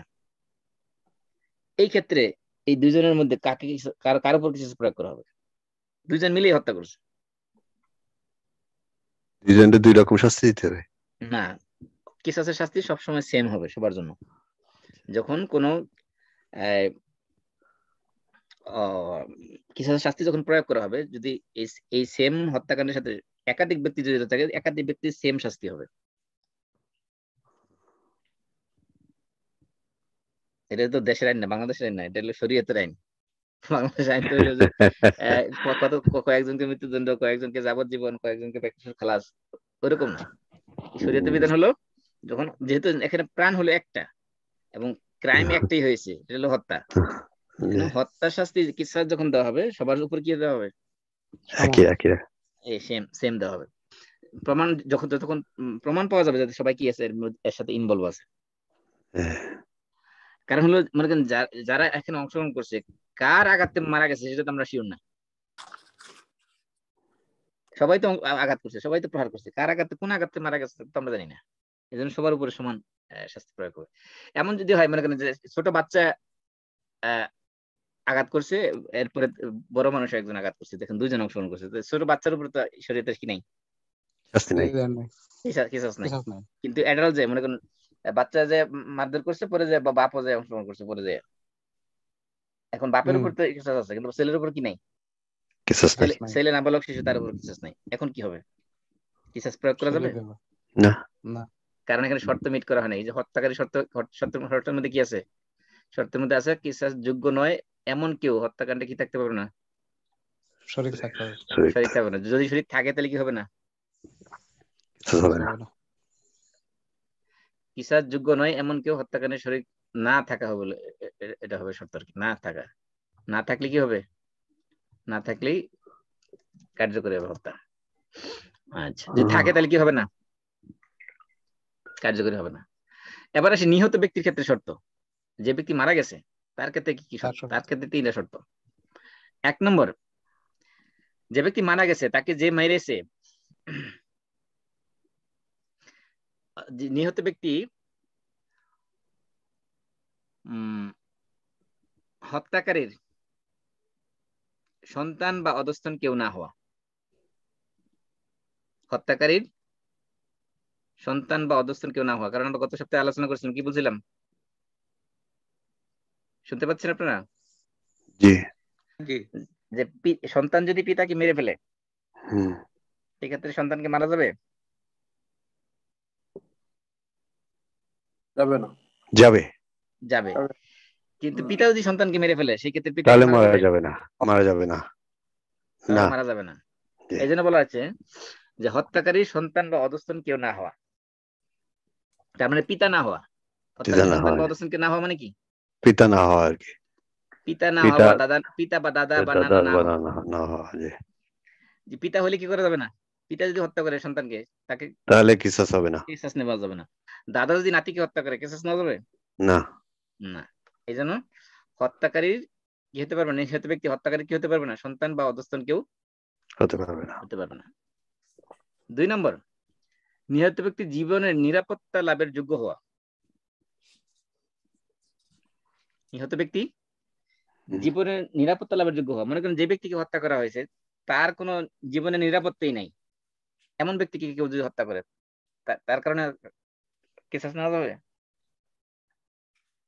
আমি উদাহরণ দিই, মনে করেন ফর এক্সাম্পল ইসলামী রাষ্ট্রে যে হার্বি যে অনুপ্রবেশ করেছে অবৈধভাবে, তার জীবনে নিরাপত্তা আছে নাই। নাই। এখন এই হার্বিকে যদি কেউ মেরে ফেলে, সে মুসলমান হোক বা অমুসলিম হোক, তার উপর কিসাস আসবে না, আসবে না। এই জন্য শর্ত হলো যে ব্যক্তিকে মারা হবে সেই ব্যক্তি কি হইতে হবে, নিরাপত্তা লাভের যোগ্য হতে হবে। মানে রাষ্ট্রীয় নিরাপত্তা। হ্যাঁ, রাষ্ট্রীয় নিরাপত্তা লাভের যোগ্য হতে হবে। যোগ্য হতে হবে। যদি রাষ্ট্রীয় নিরাপত্তা পাওয়ার যোগ্য না হয়, সেই ক্ষেত্রে ওই ব্যক্তিকে স্থায়ী নাগরিকত্ব যেটা খুশি নইল, হ্যাঁ, ওই ব্যক্তিকে হত্যা করার কারণে কি দেওয়া যাবে না, কিসাস নেওয়া যাবে না, যাবে না। এবং হানাফি ছাড়া অন্যান্যদের মতে নিহত ও হত্যাকারীর মাঝে শ্রেণী পার্থক্য না থাকা, যেমন একজন যে মারছে আর যে মরছে, একজন হলো কৃতদাস আর একজন হলো আজাদ, জি স্বাধীন, একজন হলো মুসলিম একজন হলো মুসলিম। এই যে ডিফারেন্স, এই ডিফারেন্সের কারণে অন্যান্য মাযহাবের মতে কি দেওয়া যাবে না, শাস্তি দেওয়া যাবে না। কিন্তু হানাফি মাযহাব মতে, হানাফি মাযহাব হতো যে গোলাম হোক আর আজাদ হোক আর যাই হোক, মুসলিম হোক আর অমুসলিম হোক, যেই হোক না কেন, হত্যা করলেই হত্যার বিনিময়ে হত্যা কি করা যাবে, শাস্তি দেওয়া যাবে। এটা শুধুমাত্র অন্যান্য মাযহাব, হানাফি মাযহাব এই ব্যাপারে সমস্ত মানুষকে সমান অধিকার দিয়েছে, মানুষের ক্ষেত্রে কোনো ডিসক্রিমিনেশন নেই, সমস্ত মানুষের রক্তের দাম সমান। এটা হলো নিহত ব্যক্তির ক্ষেত্রে শর্ত। তারপরে কিসাসের শর্ত, কিসাস যে পালন করা হবে। কিসাস শর্ত হলো 1 নম্বরে ওয়ারিস যারা হবে, যারা মৃত ব্যক্তি মানুষ মারা যাওয়ার পরে তার যে ওয়ারিসদার, তার আত্মীয় স্বজন, তারা বিদ্যমান থাকতে হবে। তারা যে অনুপস্থিত থাকে, তাদের অনুপস্থিতি কি করা যাবে না, কিসাস কার্যকর করা যাবে না। 2 নম্বরে যারা বলেন এটা, মনে করেন যে যাকে মারা হয়েছে তার আত্মীয় স্বজন যারা আছে তারা কেউ দেশে নেই। ওকে, এখন তার ওয়ারিসদের যারা দাবি করতে হবে তো যে আমাদের আত্মীয় মুখ মারা গেছে, তার করা হোক, তার কিসাস নেওয়া হোক। তেমন দাবি করার কেউ নাই, জন্য দাবি করার কেউ নাই, এই ক্ষেত্রে কিসাস হবে না যতক্ষণ না তারা কি করবে, আইসা দাবি করবে ততক্ষণ পর্যন্ত। ওকে, দাবিটা পরে হইতে পারে, হত্যার সাথে সাথে করতে হবে এমন জরুরি না। 2 নম্বর হলো যারা ওয়ারিস হবে তারা বালেগ হইতে হবে এবং সুস্থ মস্তিষ্ক সম্পন্ন হতে হবে। মনে করেন বাপ মেরে ফেলছে, একমাত্র সন্তান সার্ভাইভ আছে, সেই সন্তান হলো নাবালেগ শিশু, 3 বছরের বাচ্চা, মানে আদো আদো বলে কথা বলে। এই বাচ্চা যদি বলে যে না আমার বাবা মারা ফেলছে, তাকে মেরে ফেলো, তাহলে এই বাচ্চার কথা কি মেরে ফেলা যাবে? হবে না, কিসাস হবে না। কারণ বাচ্চা কি এমন হতে হইতে পারে, সে যদি বুঝতো তাহলে চিন্তা করতো যে আমি তো দিয়াত নিলে আমার লাভ বেশি। তাকে মানুষ যেটা বুঝেছে সে সেটাই বুঝছে। এই জন্য যেহেতু তার মস্তিষ্ক বালেগ না এবং তার সুস্থ মস্তিষ্ক নাই, এই কারণে তার সিদ্ধান্তের উপর ভিত্তি করে কি নেওয়া যাবে না, কি নেওয়া যাবে না, কিসাস নেওয়া যাবে না। এই ক্ষেত্রে রাষ্ট্র যদি মনে করে যে না এই বাচ্চাকে দিয়াত দিয়ে দিলে বেশি ভালো হবে, তার কাছে তার জন্য দিয়াত দিয়ে দিতে পারবে। 3 নম্বর ওয়ারিসদের পক্ষ থেকে কিসাস দাবি করা, মানে যারা যে ব্যক্তি নিহত হয়েছে তার আত্মীয় স্বজন যারা আছে তারা কি করতে হবে, কোর্টে যেয়ে আদালতে যেয়ে তার শাস্তি দাবি করতে হবে। দাবি না করলে এমনিতেই সরকার বাধ্য হয়ে কি করতে পারবে না, কিসাস করবে না, কিসাস দিতে পারবে না। বাংলাদেশে হয় না যে পুলিশ বাদী হয়ে কি করেছে, হ্যাঁ বাংলাদেশে এনি মার্ডার পুলিশ কেস, এটা এখানেও কানাডাও, হ্যাঁ মানে পুলিশ বাদী হয়ে কি করেছে, কেস করে, পুলিশ বাদী হয়ে কিসাস নেওয়া যাবে না। কেস করতে পারবে ঠিক আছে, কিন্তু কিসাস নেওয়া যাবে না। কিসাস নিতে হলে অবশ্যই তার ওয়ারিসদের কি লাগবে, অনুমোদন লাগবে। ওয়ারিস সবাই উপস্থিত থাকা, যদি মনে করেন এমন হয় যে 5 জন ওয়ারিস আছে মৃত ব্যক্তির, এর মধ্যে 2 জন উপস্থিত 3 জন অনুপস্থিত, বা 3 জন উপস্থিত 1 জন অনুপস্থিত, 4 জন উপস্থিত 1 জন অনুপস্থিত, এই ক্ষেত্রে কি করা যাবে না, এই ক্ষেত্রে কিসাস নেওয়া যাবে না। কারণটা কি? কারণটা হলো যে অনুপস্থিত সে তো বলতে পারে যে আমি দিয়াত নেবো, আমি কিসাস নেবো না। এই জন্য সবার কি হতে হবে, একমত হতে হবে। দিয়াতের ক্ষেত্রে দিয়াত নিবে নাকি কিসাস নেবে এটা সিদ্ধান্ত নিতে হবে সবাই মিলে। একজন যদি দ্বিমত করে সেক্ষেত্রে কি করা যাবে না, কিসাস নেওয়া যাবে না, সেক্ষেত্রে দিয়াত দিতে হবে। তারপরে হত্যাকারী সন্তান না হওয়া, যেটা আমরা আগেই বলছেন। তারপরে হত্যার ক্ষেত্রে শর্ত আছে অনেকগুলো। হত্যার কাণ্ডের মধ্যে অনেকগুলো শর্তের মধ্যে আমি ওগুলো সামারি করতে পারিনি, সময় হয়নি। আমি সংক্ষেপে বলে দিচ্ছি, যদি আমাদের সময় শেষ হয়ে গেছে, 5 মিনিটের মধ্যে শেষ করে দিচ্ছি। এক নম্বরে হত্যাকাণ্ডটি সরাসরি হওয়া। যদি কেউ এই মৃত্যুদণ্ড কার্য করতে হলে এই হত্যাকাণ্ডটি সরাসরি হতে হবে। 2 নম্বরে হত্যা ইচ্ছাকৃতভাবে হত্যা হওয়া, যেটা আমরা অলরেডি জানছি, এগুলো দরকার নেই। হত্যা ইসলামের রাষ্ট্রে সংগঠিত হওয়া, অমুসলিম রাষ্ট্রে হত্যা সংগঠিত হলে সেটার শাস্তি ইসলাম রাষ্ট্রে কি করা যাবে না, কার্যকর করা যাবে না। এটা হলো এই 3টা হলো শর্ত। এবং এখানে এই মৃত্যুদণ্ড এটা প্রমাণ পাওয়া যাবে কিসের মাধ্যমে, মানে হত্যার প্রমাণ পাওয়ার জন্য কিছু কিছু দলিলের কথা উল্লেখ করা আছে। কোন কিসের মাধ্যমে আমরা হত্যা প্রমাণ পাবো? 1 নম্বরে স্বীকারোক্তি, যে ব্যক্তি হত্যা করছে সে যদি স্বীকার করে যে আমি হত্যা করছি, তাহলে। 2 নম্বরে সাক্ষ্য প্রমাণের মাধ্যমে হতে পারে। 3 নম্বর হলো শপথ করানোর মাধ্যমে হতে পারে। যদি শপথ করার মাধ্যমে সে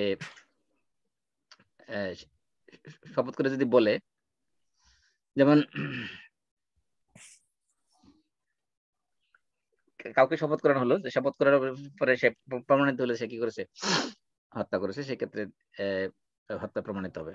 এই 3টা হলো। 4 নম্বর হলো যে কোনো লক্ষণের মাধ্যমে প্রমাণ পাওয়া, যে কোনো কিছু সে হত্যার সময় সেখানে কোনো কিছু আলামত, কোনো সিম্বল রেখে গেছে, সেগুলো। তারপরে হলো মৃত্যুদণ্ড কার্যকর কিভাবে করতে হবে, সেটা আমরা গত সপ্তাহে সংক্ষিপ্ত বলেছিলাম। এগুলো আমাদের বিস্তারিত আলোচনার সময় নাই, যেহেতু আমাদের সময় শেষ হয়ে গেছে। ইনশাল্লাহ আমরা সময় পেলে আবার আলোচনা করবো ইনশাল্লাহ। আরো এই বিষয়ে আর আপনাদেরকে যে শীটটা দেওয়া হয়েছে কিসাসের উপরে, ওটার মধ্যে সবকিছু আছে। আমি আজকে যে আলোচনা করছি মূলত ওইটারই সামারি, ওইখান থেকে আমি ইনফরমেশন নিয়ে সামারি করেছি, কিছু না।